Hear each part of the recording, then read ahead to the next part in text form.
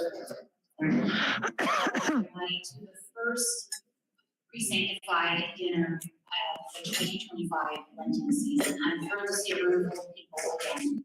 We seem to be growing in fellowship and in strength. This is the fourth year that we've been doing this on the Wednesdays in fellowship.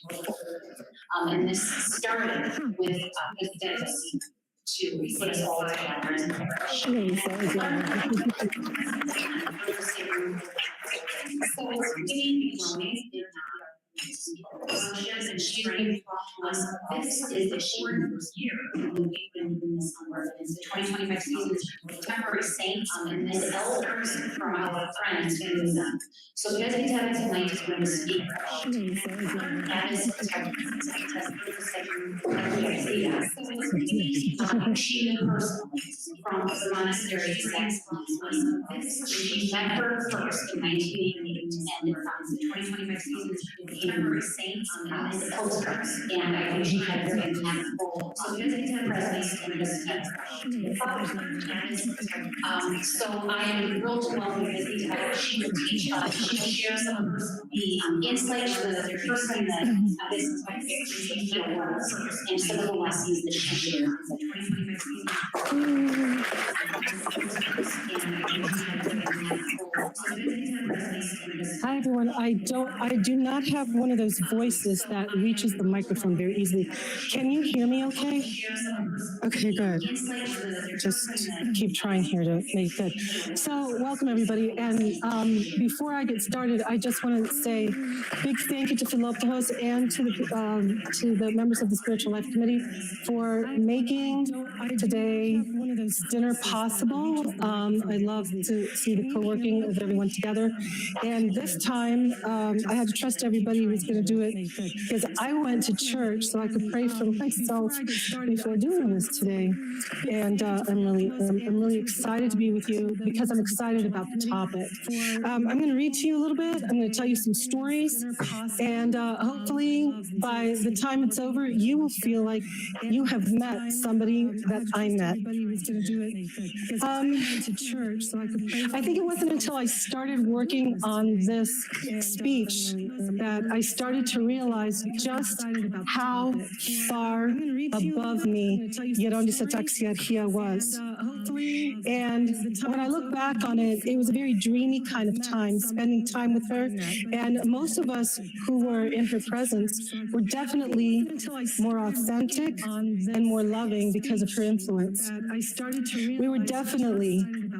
And so when she left us, we had goals to work on just to get to where we were when we were with her holy influence. And it was a spiritual influence, not just an example that she set, although that in of itself would have elevated anyone, but beyond the reach of the tools of science and beyond what we understand of psychology, there was something else going on, and it was a permeation of her holiness that affected our souls. And one of the things that makes this talk a little bit difficult is that she's not yet declared a saint. And I've been asked to talk to you about a person and things about a person that some of the things could be hard to believe. And it's kind of what holy people do to us. They give us things that are a little bit hard to believe because when we see it and when we exercise our faith to believe what we're seeing with these holy people, it enhances our own faith in God, who we don't see, except for when we see him in each other. Holy people do to us. Gherontissa has been a well-kept secret, and there are more than a handful of people who are collecting stories about her from people who have met her, and each and every one of the stories that I want to run across myself is extraordinarily beautiful. God, who we don't see. Gherontissa Taxiarhia, as we knew her, was a fortress of strength because she was beloved of God and she loved God. She was so much like the mother of our God, the Panagia, that until I met Gherontissa Taxiarhia, I had no idea just how gentle and loving and powerful and stalwart the Panagia is. To see these exceptional qualities in the Panagia's servant meant that the Most Holy Theotokos is astronomically more than any example we've ever seen. And just like Jesus said, whoever listens to and does the will of God is his mother and his sister and brother. Taxiarhia's virtues and Christian example is due to the culmination of years of deep and sincere prayer. She was known to spend nights standing with her hands raised in prayer, and her trust in God. She was afraid of nothing, and by a soul who has suffered much, because like us, she was in a body, and our flesh suffers daily. So I hope today you will be meeting this woman as I speak about her. She was known to spend nights. Now, you can go online and read a little biography of Gherontissa Taxiarhia. I'm going to read you part of it, just so you can have a few basic details of her life. Again, so you can understand who we're talking about. She was born Aphrodite Dukas on April 30th, 1938, in the village of Drakia, Pilio, Greece, where they say the mountains remain covered by clouds.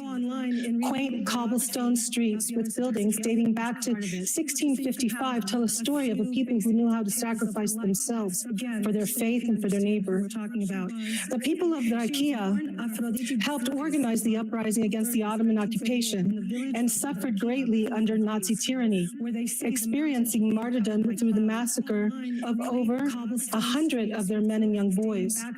It was in this milieu that Aphrodite Dukas' roots were established. Her parents, Ioana and Konstantinos, were part of the history of this village.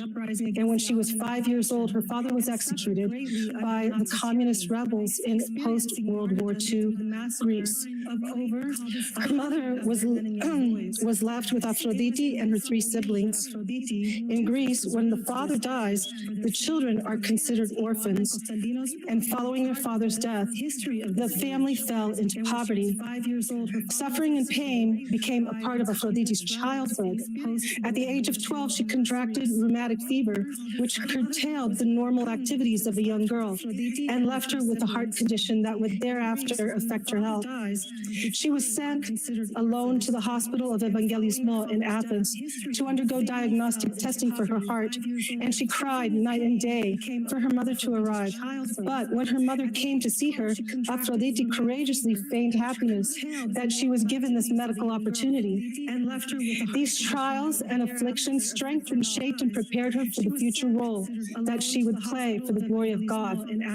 Her health necessitated that she live a more contemplative life. And nurtured in her faith by her mother, young Aphrodite grew very close to the church, and with her flourished a profound love for our Most Holy Theotokos. Panagia became the model of her life, the fount of her faith. She eventually came to America for valve replacement surgery, and when she returned to Greece, she promised the Panagia that if she became well, she would serve her in a monastery for 6 months. And young Aphrodite became well and fulfilled her promise to the Panagia. Michael, do you want to change one of those pictures? In 1971, at the age of 33, she entered the monastery of Panagia Odiitria, Holy Virgin Directress, in the village of Presvytera on the top of a mountain overlooking the seaside town of Volos. And fulfilled her promise to the Panagia. The beautiful monastery is surrounded by picturesque panoramic vistas of oak and pine trees, flower gardens, waterfalls, and streams. Keep that in mind as I tell you the rest of her story. Beautiful monastery. The 6 months came and went, and Aphrodite never went back to the Drakia. In the monastery, she placed herself under obedience to Gherontissa Katerina, renowned throughout the Orthodox world as a spiritual giant of our time. Under Gherontissa Katerina's tutelage, Aphrodite learned the precepts of the monastic life, the foundation of which is obedience, and she learned the prayer of the heart, Lord Jesus Christ, have mercy on me. On August 28, 1972, she was tonsured a great schema nun and given the name Taxiarhia. Now, do you remember what year she started? It was 1971. It is unheard of for a nun to go from being tonsured a nun and in 1 year to be a great schema nun. It takes 10 years at the very least for most people to earn the title of great schema. And for those of us who are in the room, the picture that you see right now is Gherontissa Taxiarhia, not with her abbess, but this is with Elder Ephraim's mother, who she knew very well. Tonsured a nun, and in 1 year to be a great schema nun. In 1989, Mother Taxiarhia was called by her spiritual father, Elder Ephraim, to make the supreme sacrifice. She was asked to leave her beloved Gherontissa and sisters, to leave her home, her beautiful monastery, and to come to the United States to answer Christ's call to serve him in a very different way. She came with one other sister to Pittsburgh to meet Bishop Maximus, who together with Gheronda Ephraim had the vision, unbeknownst to her, to plant the seed of Greek Orthodox monasticism in America. The two sisters were taken to Saxonburg, to a very rural and alien environment, to a small unkempt farmhouse in stark contrast from the Byzantine monastery that she left behind.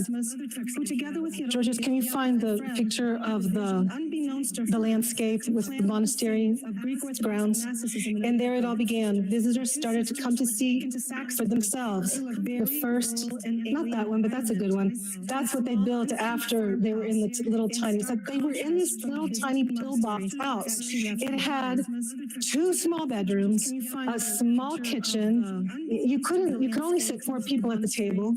There you go. So if you look on the screen, you'll see the building that's most in the middle, that was the little farmhouse. But what you're seeing is a farmhouse with another building added to it so that they could have an iconography studio.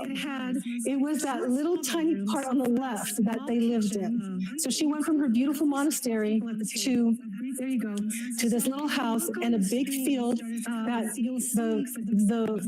the property belonged to a Greek Orthodox family who didn't have any children. And so they left it to the metropolis of Pittsburgh. And that's when they decided that it should be a monastery. So she went from her beautiful monastery. One thing that isn't in her bio that really needs to be transmitted via word of mouth is that when she visited the monastery in Volos for the first time, she also had a conversation with Gherontissa Macrina, where Gherontissa Macrina was preparing to say goodbye to her. And it was at the end of her 6-month offering to the Panagia. And when they had that little conversation, Gherontissa Macrina said to her, so how did you like it here? She said, I liked it very much. And whatever kind of conversations that abbesses have with these not quite novices yet. Again, she didn't think she wanted Gherontissa Taxiarhia because she was ill. And the life of a monastery is very rigorous. You don't sleep a lot and you work physically very hard. And she didn't want to take somebody who had a heart issue and put her through that kind of torture. But she said, do you have any questions for me? And so Gherontissa Taxiarhia, Aphrodite at the time, says, yes, when people say the Jesus prayer here at the monastery, do they normally have a sweet taste in their mouth? Sleep a lot and you work physically very hard. And so Gherontissa Macrina rethought whether or not she should keep her. But when she left Volos to come to the United States in 1989, she was wailing. She was crying so hard because she was sure that her bones would be left in the United States. And that was very hard for her because the only country, the only land that she knew, she didn't even know all of Greece. The only land that she knew was that area of Volos and Filio, where she was from. To come to the United States in 1989. But she came to us already being known, famous in her monastery for her love and kindness, which is very uncommon in the world. Now, I met her when Father Paul and I were married in 1989, and we were living in Denver, Colorado, and I found out that my friend, Adelphia Fremia, had become a nun, and she and Gherontissa Taxiarhia had made their way to Pittsburgh, and I had an opportunity to go to a family event in Pennsylvania, and Father Paul says, you have to go visit the monastery. So I'm like, okay.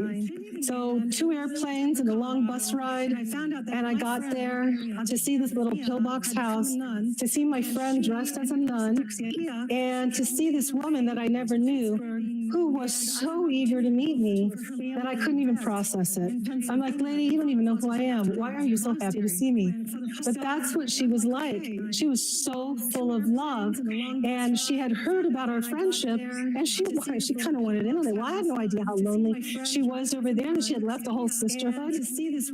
So I was kind of like, for a nun, you really talk a lot. And those were just the thoughts that were going on in my head. What I didn't know is that when she was at the monastery, she actually did, she actually did 10 years of silence where she didn't talk to anyone. Those of you who are in the room, you'll see the picture of Gherontissa Macrina in the middle. Gherontissa Taxiarhia is directly behind her. She's taking the most humble position where you can't see her whole face. And that was her sisterhood that she grew up spiritually with. But she did a vow of silence for 10 years. And then as soon as that was over, where did they put her? Gherontissa put her, of course, she did not speak. She sang in the church. She read the hymns out loud in the church. It wasn't that she never used her voice, but she wasn't socializing at all. Great schema nun. So anyway, they put her to greet the people. And I'm like, wow. And so what did I learn from that visit? I learned that she knew exactly where to place every word, every sentence. Anything she said was so precise that she never had to repeat herself. Hardly ever. It was really amazing. But when she came to the United States, so I heard from Father Nick Pallas, she thought that our toys that we gave our children were very strange. She didn't understand. Remember, she's been in the monastery for a while, and she comes to America, which is so much more progressive, and she sees kids playing with monsters. She sees what kids are watching on television, and she was disturbed by that, because if you look on your table, everybody has a story of Saint Tarcisios. Saint Tarcisios, when she was a young child, was her companion. He was a young child who had to give up his life for his faith. And she wondered, how does a young child give up their life for their faith? And he was a great inspiration to her. And she loved to tell the story of Saint Tarcisios. I think she told me his story about 3 times. When we were living in Pittsburgh, we had our first child, and she was very happy for us and cared for us and prayed for us during my pregnancy. When it was time to give birth, I was delaying going to the hospital. It's a long story. I should tell it to you one day. But it seemed to Father Paul and His Eminence and everybody who was working. See, what happened was I knew it was time for me to give birth, and I called Father Paul. It was midnight. He was working on the newspaper at the Metropolis, Metropolis of Pittsburgh, Metropolitan Maximus. So I said, could you come home? I didn't want to tell him over the phone that we got to go to the hospital. And, he just waited there, just kept working. So like an hour later, I'm like, why aren't you here? He goes, well, honey, I'm like, okay, fine. I got to go to the hospital. He goes, what? So they come over. And, birthing classes and all that stuff, they tell you, don't go right away. So I was going to listen. I was going to go right away. But things were progressing. And 2 hours later, I got this contraction that brought me to my knees. And I'm like, okay, I think I got to go. But I wasn't exactly sure. So I said, I'll call Gherontissa Taxiarhia and let her know that I'm in labor. She'd only been there for, I guess, 2 years at the most, a year and a half, actually. I don't know, I can't count the days right now. But she'd been there for a little while. And she said, So I said she would get calls in the middle of the night from people anyway. So there was no way she would know that that was me calling. But I called, and she picked up the phone, and she goes, "Are you leaving now?" Yes, 2 years at the most. And it was really easy to be obedient to her. It was her obedience who, that something about it, it was magical. And the next thing I knew, I was like, okay, we got to go. So we left, and we went to the hospital, and with her prayers, in 5 hours, no, I mean, from beginning to end, 5.5 hours, there was the baby. And let's see where we are. So she was a magnet for children. She had a little goddaughter that they named after her, named Taxiarhia. And this little girl would come up to her, 2 years old. You know how little kids are, like their heads are like half their bodies, right? And so she wanted to do a Betania. She wanted to do prostration in front of her nana. And this little girl raises her hands way up in the air and bows in front of her Gherontissa. And the innocence of the child just really tugged at her heart. Gherontissa stands up before the little girl could get up, picked her up, swooped her in her arms, hugged her so tightly. And again, when Gherontissa Taxiarhia showed love, it went like a wave through the room. You couldn't help but feel the same love that she was feeling. And that was something that I'll never forget. But I want you to remember about that metania, about that prostration that the little girl did, because there's going to be another prostration coming up. And there was a time when I was at the monastery and the bishop was visiting, and the one thing that Gherontissa and the Metropolitan Maximus had in common is that they loved gardening. And when there was a lot of stress, there's a picture of her with Presvytera Katerina with Metropolitan Maximus. And whenever there was a lot of stress in their lives, they would go to the garden. So Metropolitan Maximus was there, and he had a garden that was, gosh, I mean, it wasn't that big, but it was full of tomatoes. He loved to grow tomatoes, and his tomatoes were 6 feet tall or more. There was a lot of stress, and it was time for the small compline that we were supposed to say the small compline, but it was getting dark. He had to leave, and we had to tend to those tomatoes. I was there, so she puts me in. She puts me in with them, and she starts saying the Apodibno by heart, which I never heard anybody say a whole church service by heart before, so that was really cool. I found out since then a lot of monastics do it by heart. But then I got to hold the string and the knife, and Metropolitan Maximus was clipping and whatever.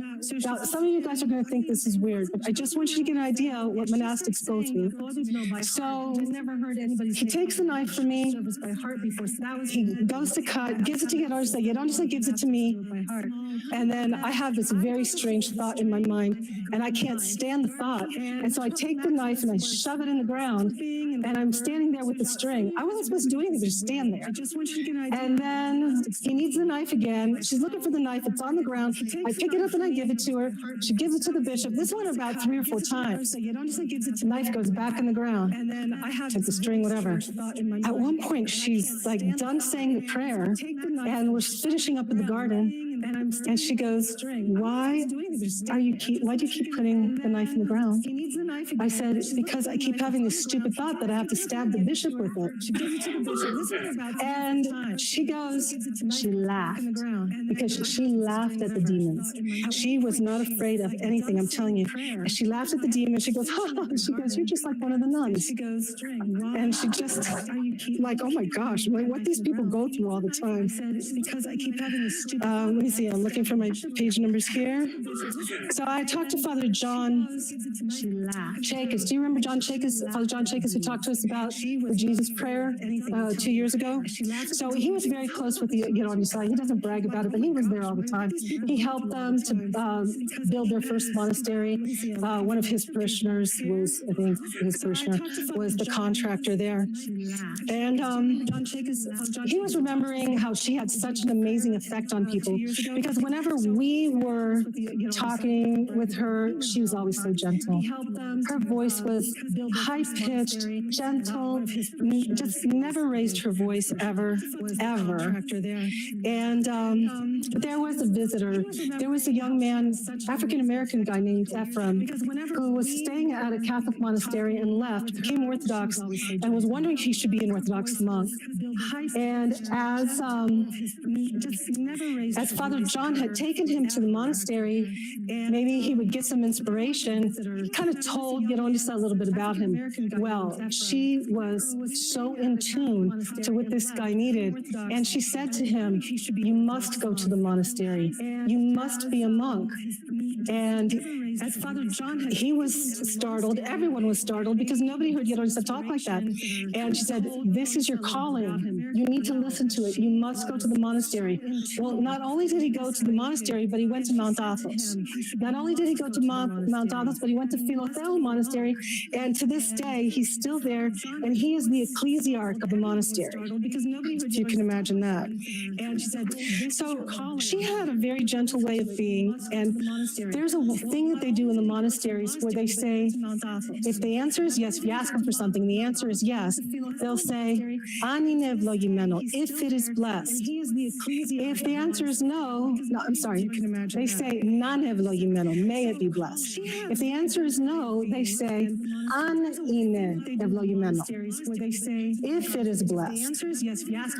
And by hearing this over and over again, when you ask for a blessing to do something, you start to realize the gentleness of the obedience that she followed. It wasn't a forceful obedience, but because it was so gentle, it was really easy. It wasn't easy for her to do. Obedience isn't easy for anyone, but she was able to use obedience, but she was able to teach us obedience by that gentle way. Now, when I put this little talk together, I started doing some reading and I was doing some listening, and I found two sources that really helped me to convey the beauty of Gherontissa Taxiarhia. The one is from Martin Shaw, who I follow a lot on whatever it is, if it's Instagram or whatever. I started doing some reading and I was doing some listening. He's a mythologist and he's a professor, and he in the past 5 years has become Orthodox, and he's very articulate. And so I'm gonna, from here on in, you're gonna hear things blended in with the stories that are from his outline on beauty, but also from Father Zacharias Sakaru, who's the abbot of the, I think, St. John the Baptist Monastery in Essex, England. And Martin Shaw says, he's also Irish, Martin Shaw says that the Celtic have a way of saying beauty has them. So if somebody is beautiful to us, it's not about the way that we've been accustomed to thinking about beauty with our pageants and what we see on television and whatnot. They have a different way of saying beauty has them. And so from these kind of gentle gestures, we learned how beauty had Gherontissa Taxiarhia.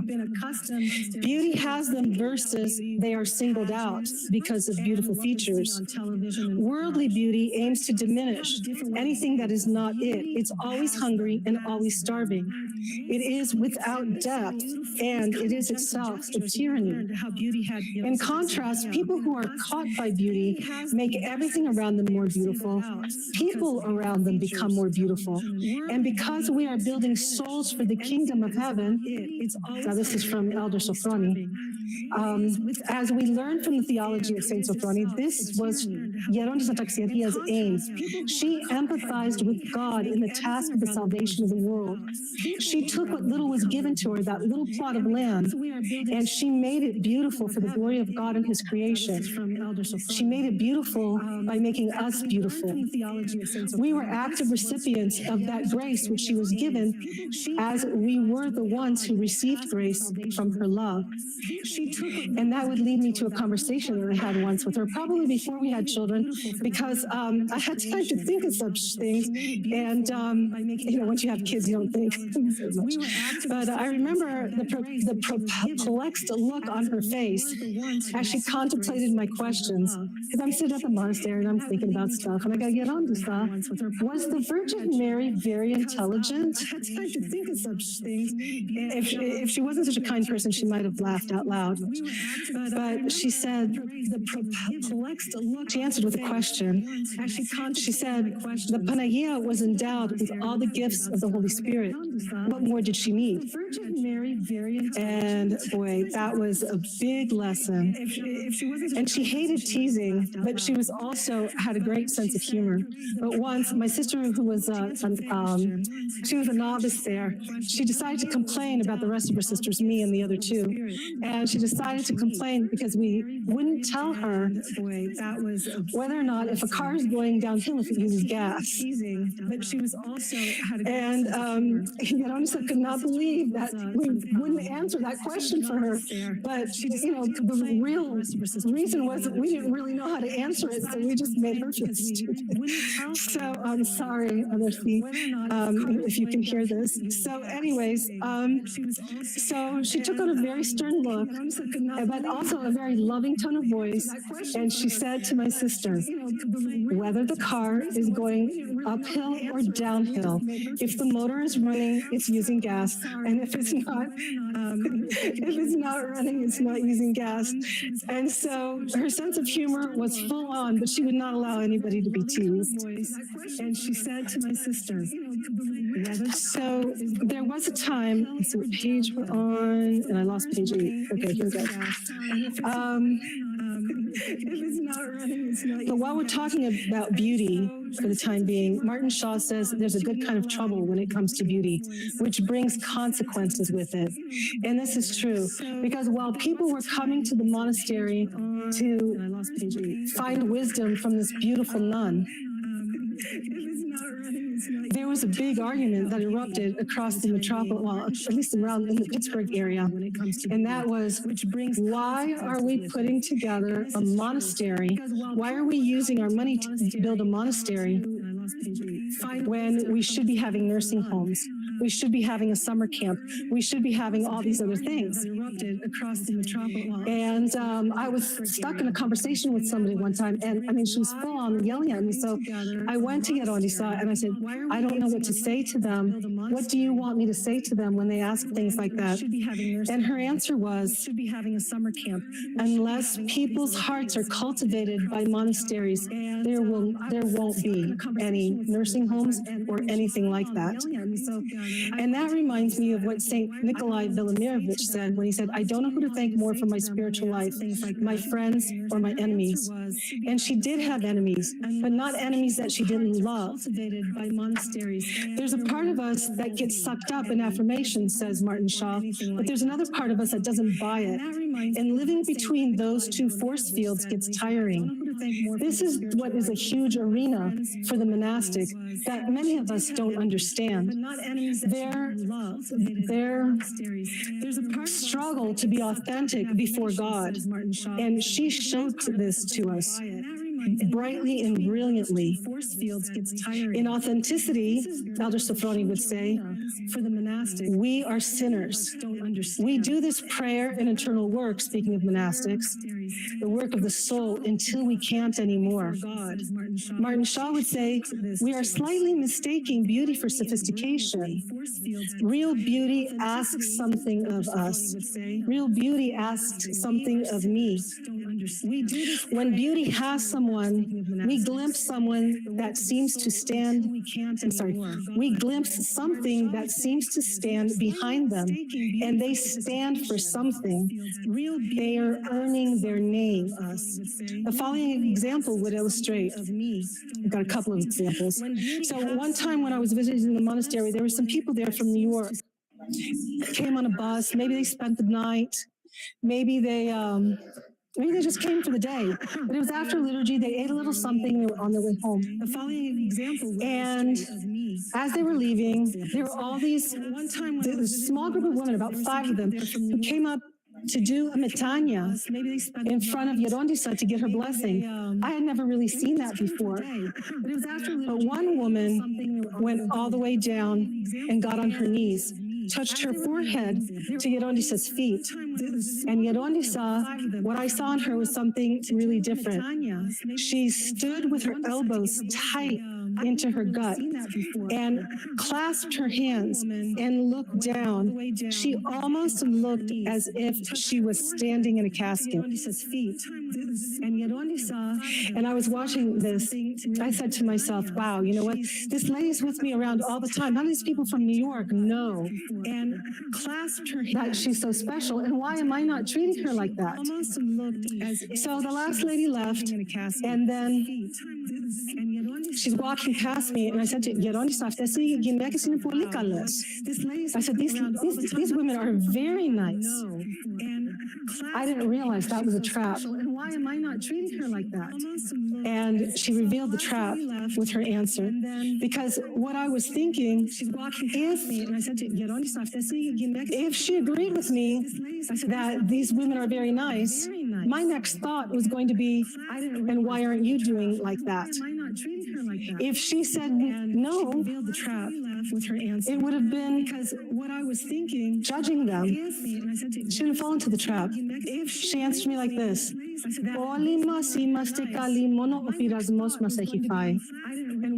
All of us are good. It's just temptation that has eaten away at us. It would have been when Father Paul was about to be ordained to the priesthood. She sat with me in the chapel and talked with me about it. She said to me, of course this is Gherontissa. She goes, of course we will call you Presvytera.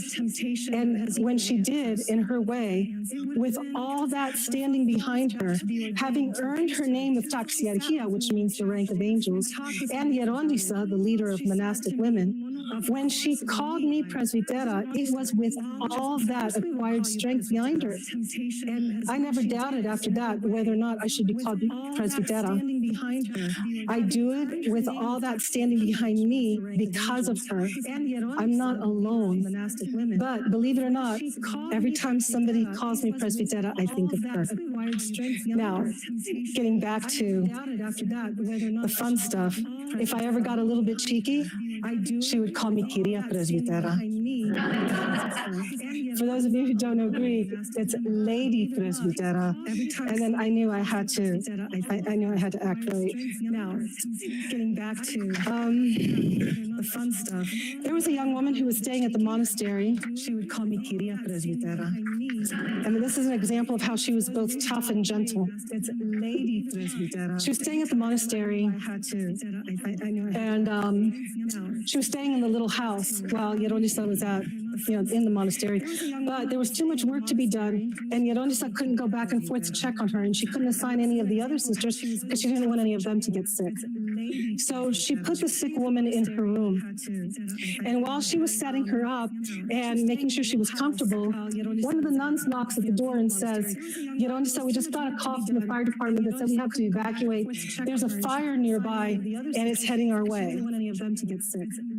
So Gherontissa didn't want her sick guests to feel bad.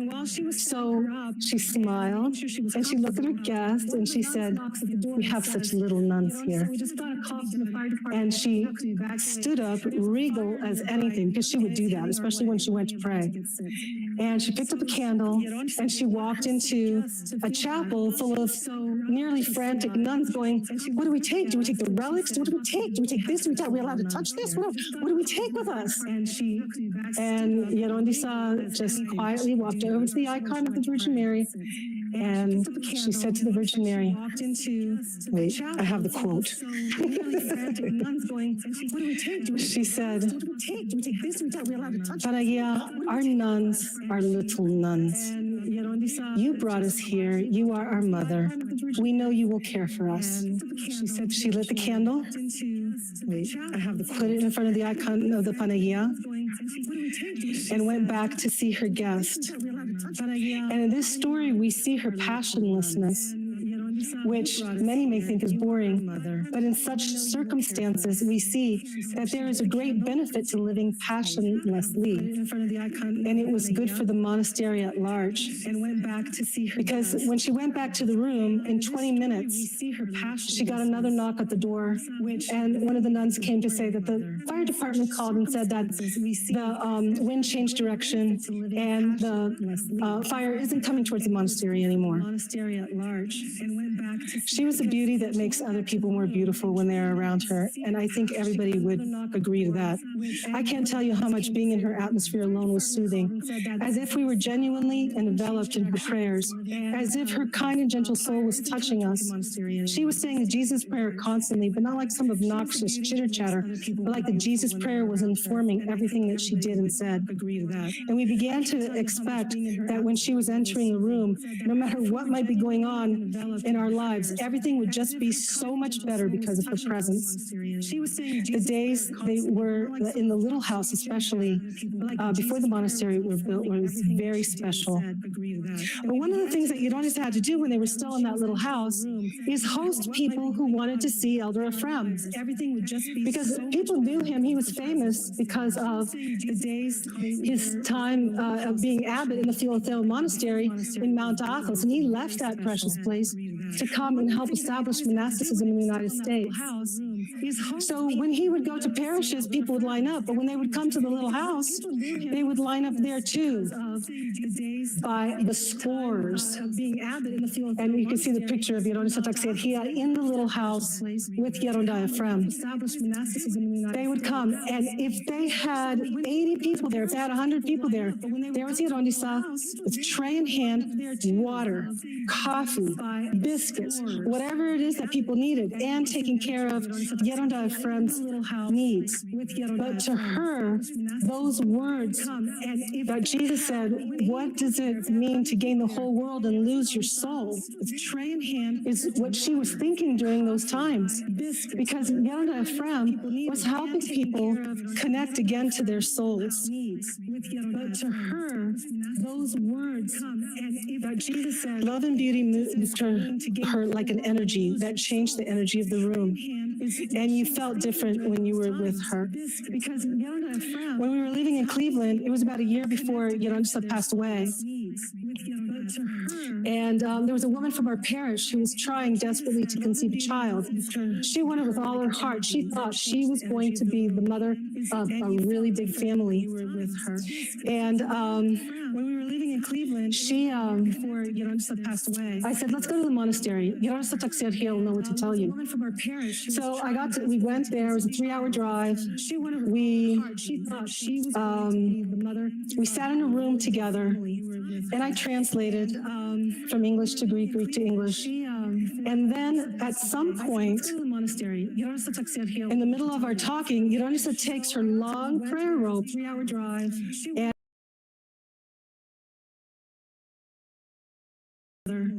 several times, saying a prayer quietly. We couldn't hear what she was saying. And then she put the prayer rope back in her pocket, and she goes, okay, continue whatever you were saying. And in 2 weeks, she was pregnant. She went down.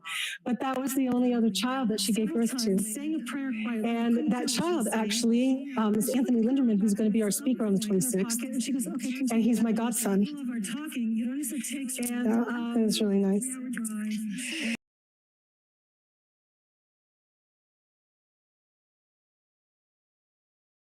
From Father Zacharias to help you understand the depth of Gherontissa Taxiarhia, because she fulfilled the rule of monasticism. It was really nice. All the words of the monastic tonsure are oriented towards eternity and bring eternity upon him who embraces this way of life. Monasticism is precisely this going out of the world and this shifting toward the eternal God.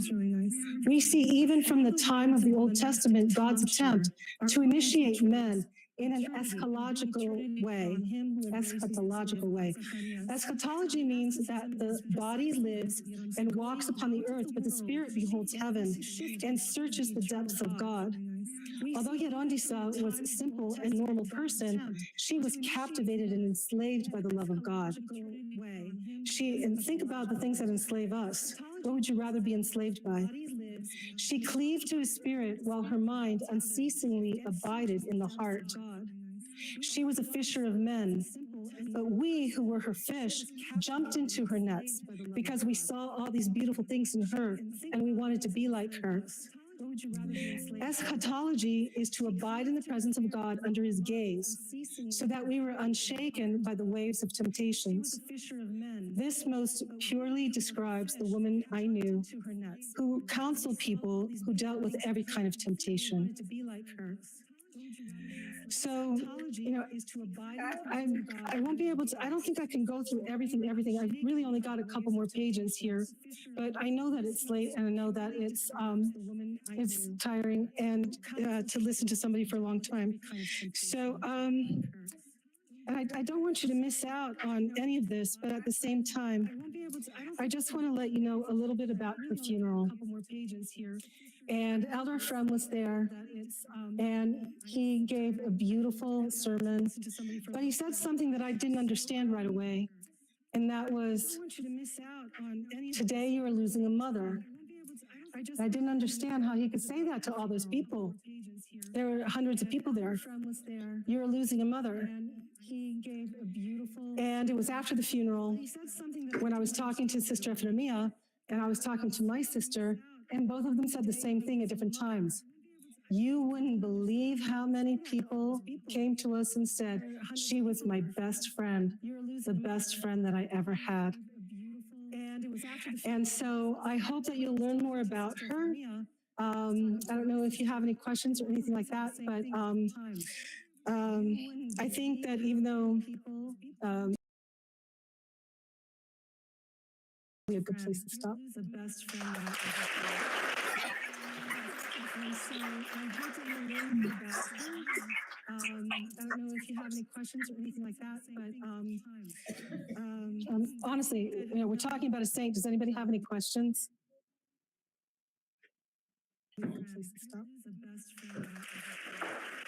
Okay, I always think the mark of a good talk is when people have questions.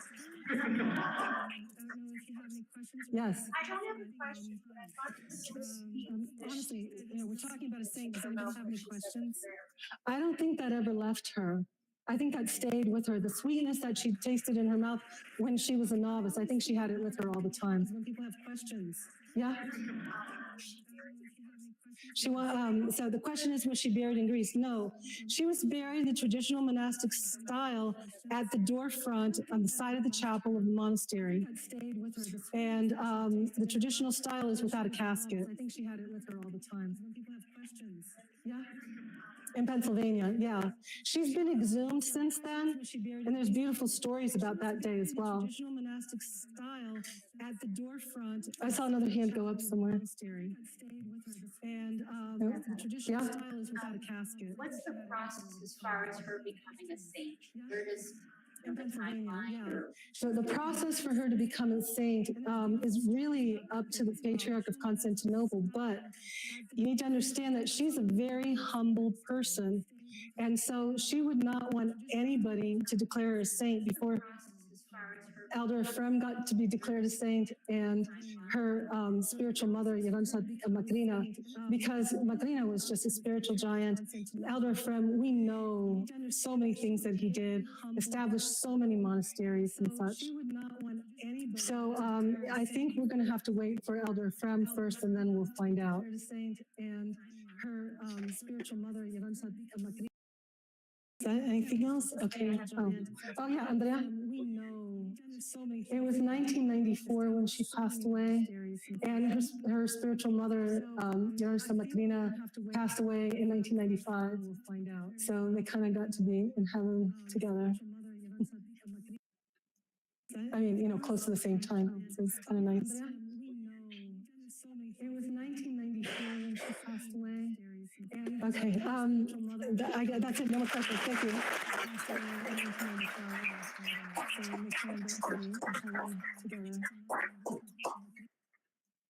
I mean, close to the same time, so it's kind of nice.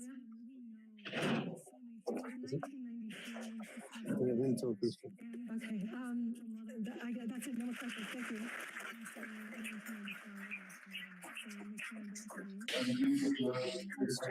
God, beautiful. Thank God. I want to tell you a story from my own experience. She, as Presvytera told me, they built this monastery in the middle of the farm field, and somehow, by God's grace, it got built. And they were laboring. They were laboring to complete the chapel, and also to build to put the icon screen in. So I watched them, I was following the whole progress. So finally they put the icon screen in, this beautiful hand-carved icon screen. And I happened to be there that day when it just was completed. She says to me with great love, she says, "So what do you think of the icon screen?" Hoping I was going to say something positive, I'm sure. And I said, well, I think that it's a little low because I'm bumping my head on the and she was so disappointed in me because I didn't have one good thing to say after all that labor. And finally and so she goes, "Skivis." You'll bow your head, you'll be fine then. So she did have a sense of humor. Presvytera said it very well. So I want to thank you again, all of you, for speaking. Thank you for this opportunity. The Lenten lecture series is really a joy for us to offer to you.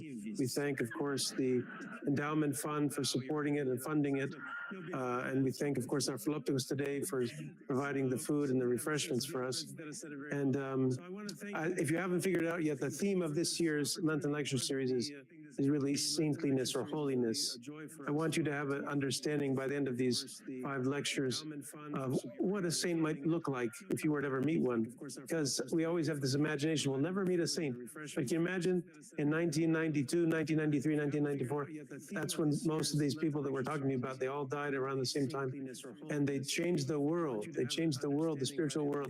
They were a tremendous impact. So you might have met them in your life, So you don't know who you've met already. What saints are in our midst hiding here and there. So we ask God to make us worthy of them. At this time, we'll just have a closing prayer, if that's okay. I'm the spiritual world. They were a tremendous impact. So you might have met them in your life. So you don't know who you've met already. What saints are in our midst hiding here.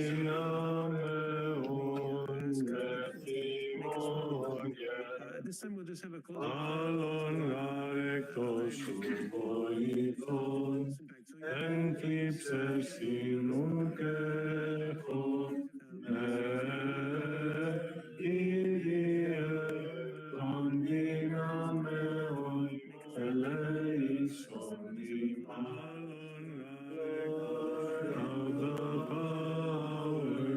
Be with us, for in times of distress we have no other help but you, Lord of the powers, have mercy on us in times of distress. We have no other help but you. Thank you. Are you still streaming? I don't think I'm going to use the